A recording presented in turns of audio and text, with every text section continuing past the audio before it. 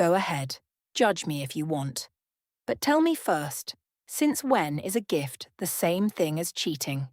A gift is not betrayal. A gift is joy. A gift is a man remembering that a woman deserves to smile, even if the man who remembered is not her husband. My husband used to sit there with that calm face, asking who sent it, like the name mattered more than how it made me feel. Of course, I told him the truth. A real man does not get angry when another man makes his wife happy. A real man learns. Daniel and I had been together 9 years, married 6. That sounds like a long time when you say it cleanly, but marriage does not stay clean. It gathers habits. His habits were bills paid early, tires checked before winter, shelves fixed before I asked twice. Useful things, safe things. Things a woman is supposed to praise because at least he is responsible. And I did praise them at first. There was a time when his quiet felt like love. Every Sunday morning we made breakfast boards on the living room floor. Cheap fruit, burned toast, too much coffee.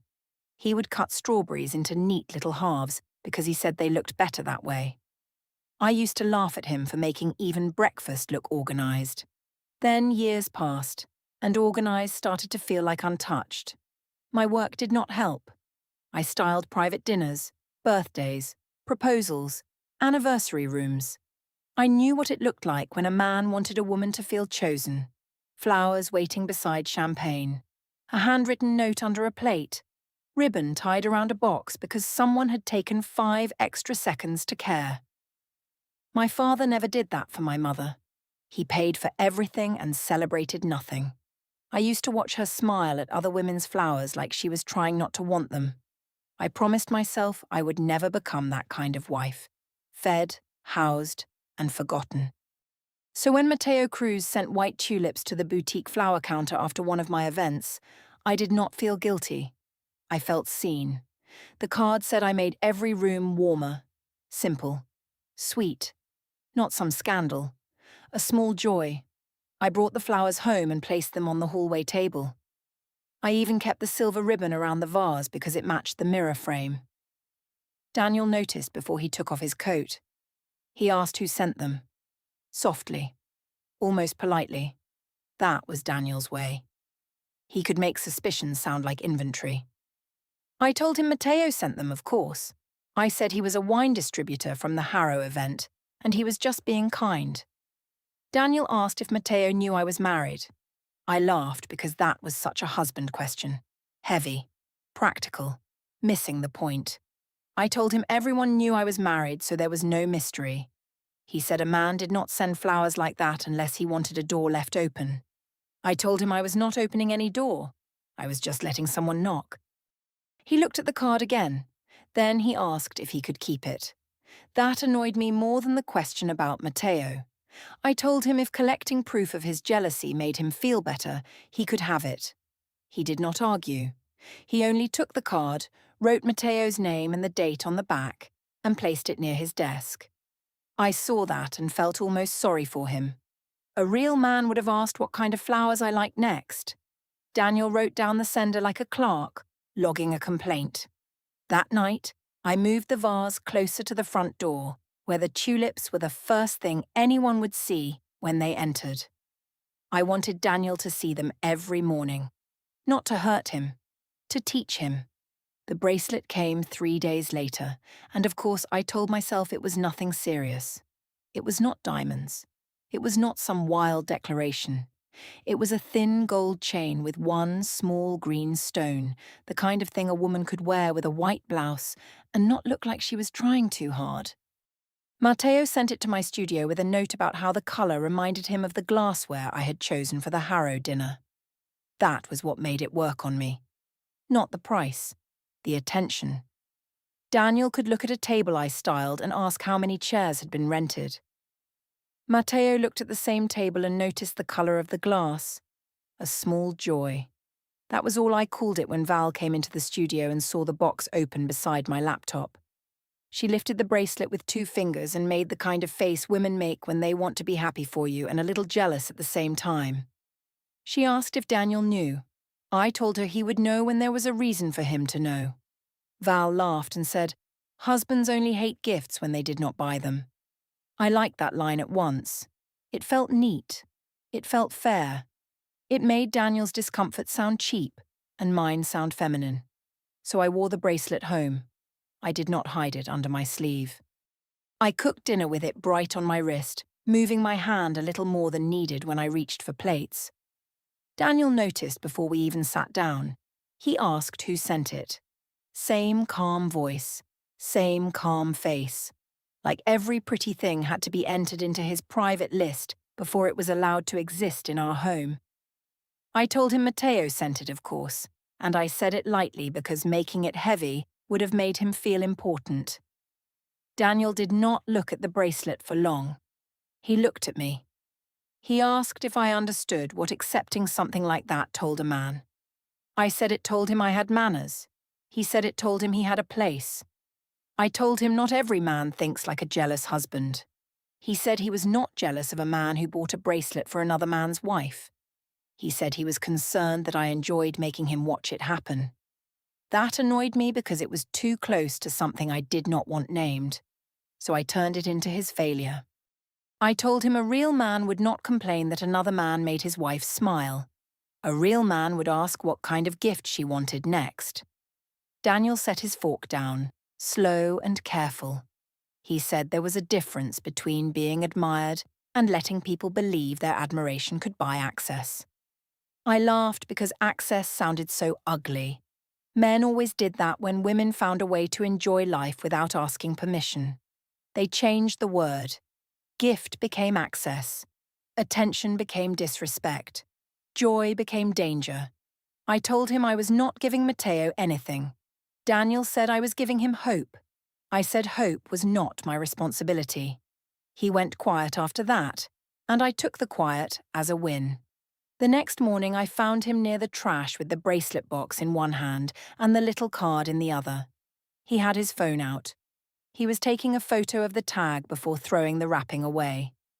I stood in the hall and watched him line up the card against the kitchen counter like some sad office clerk, archiving proof that his wife was still wanted. He said he wanted the names and dates clear. I asked if he was building a museum of jealousy. He did not answer. He only placed the card with the tulip card inside the folder near his desk. I told myself that was what weak men did when they could not compete. They documented. At the studio, Val gave me exactly the reaction I needed. She said Daniel was acting like I had run away with Matteo instead of accepting a bracelet. She said men like Daniel wanted wives to be grateful for stability because they did not know how to create excitement. I repeated that in my head all afternoon. Stability was not romance. A paid bill did not make a woman feel beautiful. A fixed shelf did not make her feel chosen. Later that week, Graham Ellis, a former client with silver hair and careful manners, sent a wrapped book about French table settings after I helped his daughter with an engagement brunch. It was not intimate. It was tasteful. There was a card saying I had rare eyes for beauty. I opened it at a small tasting in front of Val, Nina, and 2 women from the venue team. Someone smiled and said Daniel had competition. Val said Daniel needed lessons. I should have corrected them maybe, but the table had gone warm around me and I liked the heat. I said some men did not need lessons because they naturally understood how to honor beauty. Nina laughed at first, then looked down into her wineglass. I noticed it, but only for a second. Not everyone knows how to celebrate small joys without making them moral. That night, I told Daniel about the book because I wanted him to hear how normal it sounded. I said Graham was just grateful. Daniel asked why every grateful man in my life needed to send something wrapped. I told him because they had manners. He named one specific thing then. He reminded me of my 30th birthday, when I cried in the bathroom because he bought me a kitchen appliance instead of the flowers I had mentioned for weeks. He said he knew he had failed me there. He said he also knew I was using that old hurt to turn every man into a test he could not pass. That should have sounded honest. Instead, it sounded like a trick. I told him he had no right to drag my disappointment into this, not after years of treating romance like a maintenance task. He said he was not dragging it anywhere. He was asking me to stop handing pieces of our marriage to men who only liked the version of me they saw at parties. I heard judgment. I heard control. I heard a man trying to make my joy smaller because he did not know how to create it himself. So I touched the bracelet on my wrist and told him that maybe the party version of me was the only one men still knew how to appreciate. Daniel looked at the bracelet, then at the folder on his desk, then back at me. He asked who sent the next one before it even arrived. I smiled because I thought that meant he was finally learning the lesson. For my birthday dinner, I chose a rooftop restaurant with city lights, glass railings, and enough witnesses to make Daniel understand that a woman's value is not something her husband gets to hide. The rooftop restaurant was my choice, of course. Daniel would have picked the small Italian place near our house because the parking was easy, and the owner remembered his name. That was Daniel. Comfort over beauty, routine over memory.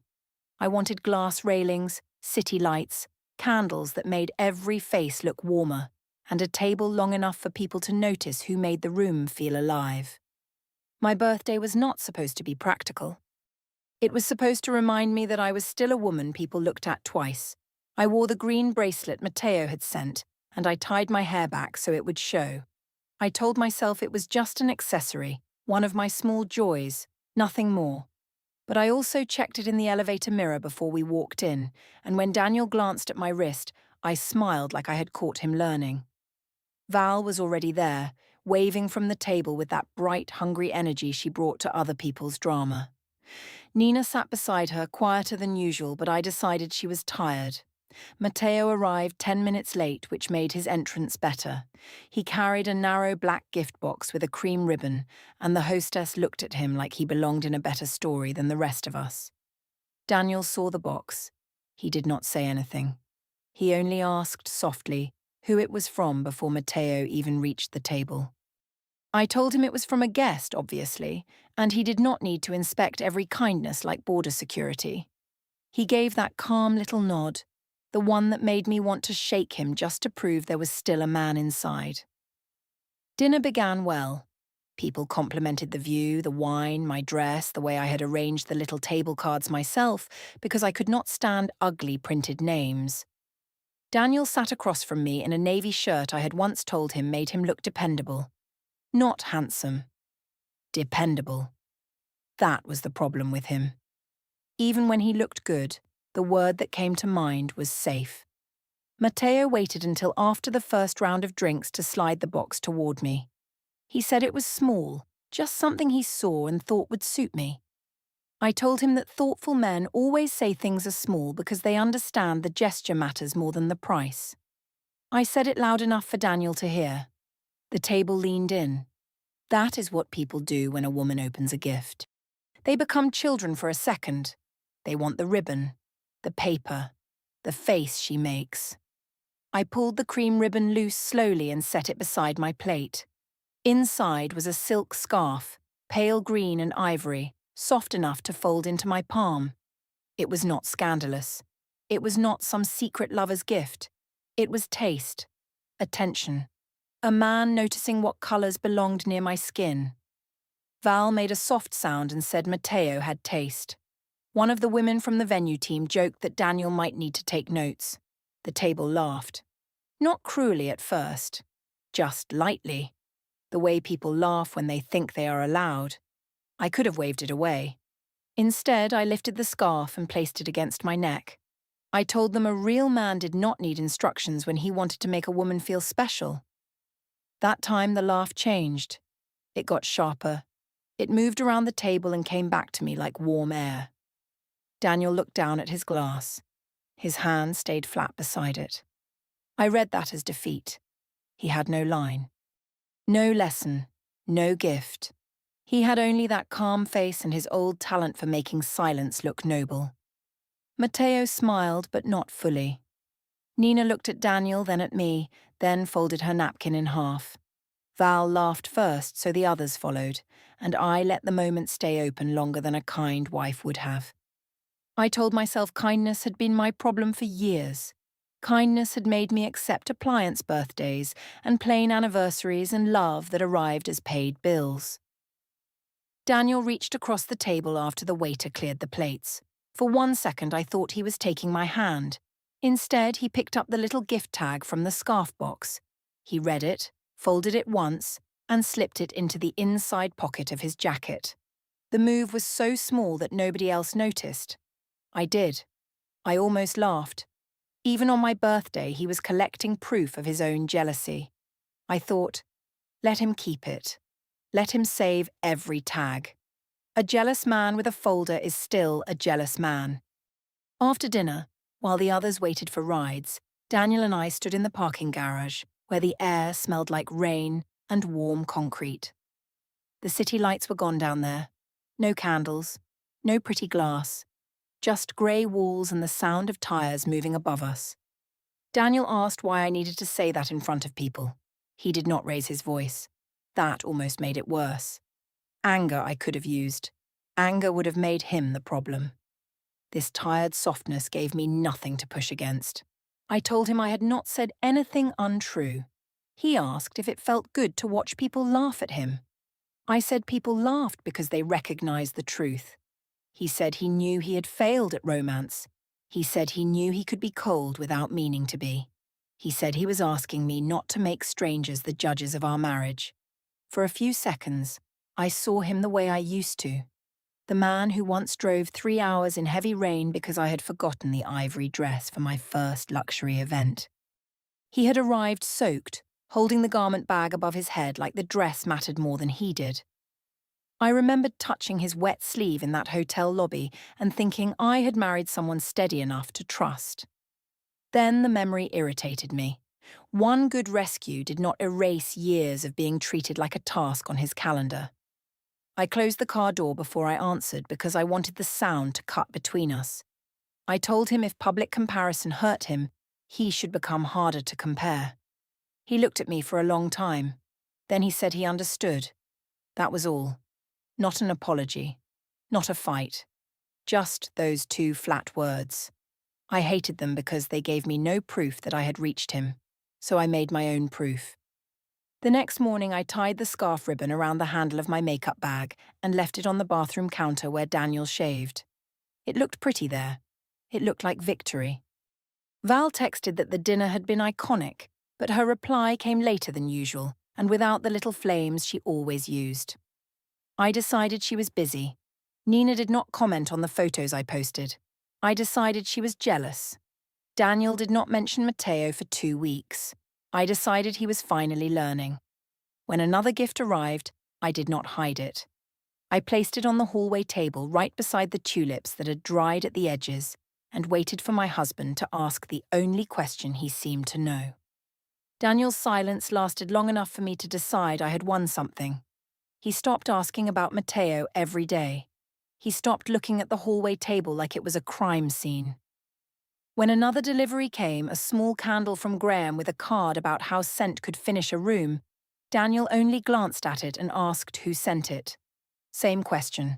Same calm face. I told him Graham sent it, of course, and I waited for the lecture. It did not come. He only looked at the card, took a photo of it beside the candle box and placed it in the folder near his desk. I almost smiled. If that was how he needed to process small joys, then fine. Some men bought gifts. Some men took pictures of the tags after better men did. A real man would have known which side looked stronger. I started saying that more often, not only to Daniel but to myself. It made the whole thing simple. He was not protecting our marriage. He was protecting his pride. The next Sunday we went to lunch at his sister Elise's house, and I wore the green bracelet with the silk scarf tied around my bag handle. It was petty, maybe, but I called it honesty.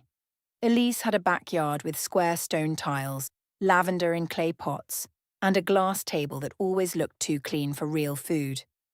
Daniel sat beside me, quiet, cutting a piece of chicken into smaller pieces than needed. Elise watched me place a small gift bag beside my chair. Matteo had sent it the day before, a box of imported tea because I had mentioned once that hotel tea always tasted like paper.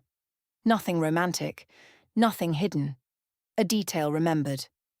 Elise asked if Daniel was okay with all these gifts. She asked it softly, but not like Daniel. Daniel sounded tired when he was careful. Elise sounded like she had already decided what the answer was. I laughed and told her Daniel was learning. Elise did not smile. She said I might think I was teaching him romance, but from the outside it looked like I was teaching people he could be disrespected. The table went still in that polite family way, where no one drops a fork but everyone hears the fork that could have dropped. Daniel looked at his plate. I hated that. I hated that he let his sister say the ugly part while he stayed clean.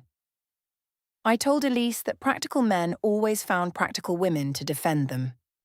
I said some women were satisfied with a man who remembered appointments and forgot desire, but I was not built that way. Elise looked at Daniel then, not at me, and that made me feel like they had a language I was not invited into. Daniel finally spoke. He asked me, still quietly, if every gift had to become a speech about what he lacked. That should have been a fair question. I heard an accusation, so I gave him moral clarity instead. I told him gifts were not betrayal. Gifts were what women received when men remembered women needed to be delighted. He asked if delight still counted when it came from men who wanted something back. I told him he kept making women responsible for men's fantasies. He said no, he was making me responsible for what I encouraged. Elise looked down at her napkin. Her husband cleared his throat. Nobody rescued the moment. That irritated me more than if they had attacked me. I had expected them to make Daniel seem small. Instead, they made me sound loud. On the drive home, I tried a different tactic. I softened my voice. I told Daniel that maybe I had been sharper than I meant to be, but he needed to understand where it came from. I said he had spent years making me feel managed instead of wanted. I said he knew how to keep a house running, but not how to make a wife feel chosen. That part was true, and he did not deny it. His hands tightened on the steering wheel once, then relaxed. He said he knew he had failed at that. He said he had confused loyalty with presence and tasks with love. For a second, the car became too quiet. Rain moved across the windshield in thin lines. He looked older in the grey light. Not weak. Worn down. I almost let the silence stay. Then I remembered every birthday where I had pretended not to care, every anniversary dinner where he chose the nearest place because he was tired, every evening when he fixed something in the garage while I sat upstairs feeling like furniture. The softness turned sour inside me. I told him admitting failure did not make him romantic. It only proved he had known the problem and done nothing. He nodded once, not angry. Not defensive. That calm nod again. It made me want to win harder. 2 nights later, I went into his office to borrow tape for a client's sample board. The folder was there, half open beside his laptop. I saw names first. Matteo, Graham, Aaron from the venue team, dates, photos of cards.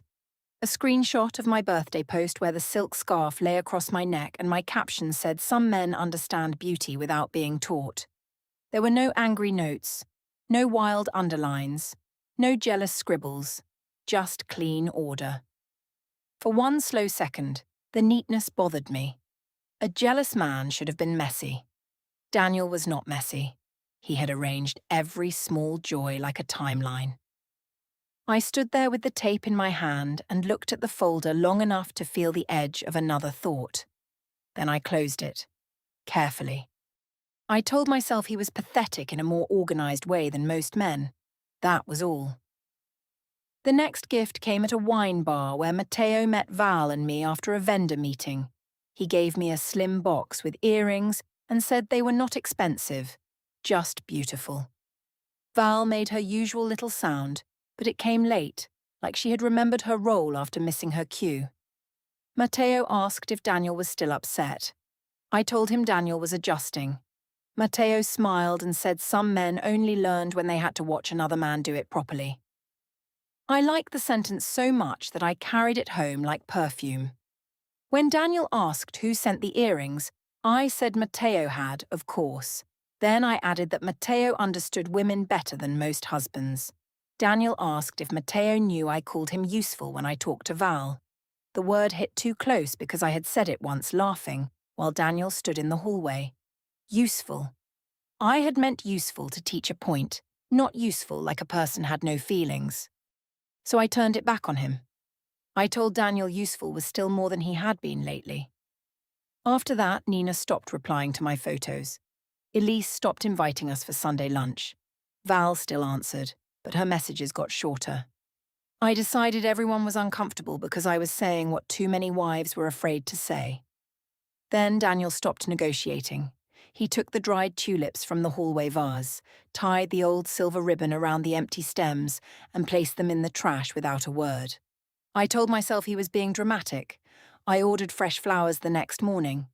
The anniversary dinner was my idea, of course, though I called it a reset because that sounded kinder than lesson. I told Daniel we needed one warm night in our own house, one evening where people could see us smiling and stop acting like our marriage had become a room they had to whisper around. I made the table myself because I knew how to make a room obey. Cream linen, low candles, white plates, green glass. A narrow silver ribbon around each napkin because ribbon made even ordinary things look chosen. On the hallway table I placed the gifts I had not opened yet. A candle from Graham, a small book from a venue owner, a wrapped box from Matteo that had arrived that afternoon. None of them were shameful. None of them were hidden. They were small joys, and I was tired of letting Daniel make joy sound like evidence. Before anyone came, Daniel stood in the dining room doorway and watched me adjust the flowers. He asked if this dinner was really for us or for the audience. His voice was clean and low. No anger. That was his final way of making me feel like the dramatic one. I told him the audience only mattered because he never listened in private. He said he had listened. He said he knew he had made marriage feel like maintenance. He said he knew he had loved me through repairs, schedules, paid bills, clean gutters, and safe choices. And maybe that had not felt like love to me. I kept folding a napkin that was already perfect because I did not want my hands still for that. He said he was willing to learn how to show up differently if I was willing to stop leaving little doors open for other men. There it was again. Doors. Access. Men always found ugly words when women found beauty. I told him the one true thing I had been carrying for years. I told him he had made me feel like a household responsibility instead of a woman. I told him he remembered the water filter before he remembered my favorite flowers. I told him he checked the car tires before he checked whether I still felt wanted beside him. Daniel did not deny it. He looked down once, and that almost ruined the rhythm of my anger because I could see it had landed. Then he said I was right. Just that. He said I was right. And he was sorry for the years he made romance feel optional. For 1 second, the house went quiet around us. The candles had not even been lit yet, but I could smell the wax. I could hear the refrigerator hum. I could have taken that opening and made something softer from it. Instead, I felt the power of being right. I told him being sorry did not make him a real man. A real man did not wait until his wife had to receive proof from other men before learning she deserved to be delighted. Daniel asked if I wanted a husband or witnesses. I told him I wanted a husband who did not need witnesses to understand his wife. He nodded. Calm face.